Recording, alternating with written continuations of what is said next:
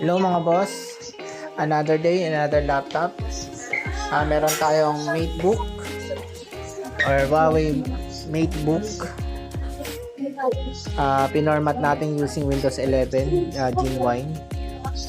Yan mga boss, na-format na natin. Ayan yung CD na gamit natin, kaya legit po yung mga gamit natin. Genuine po mga boss. Thank you.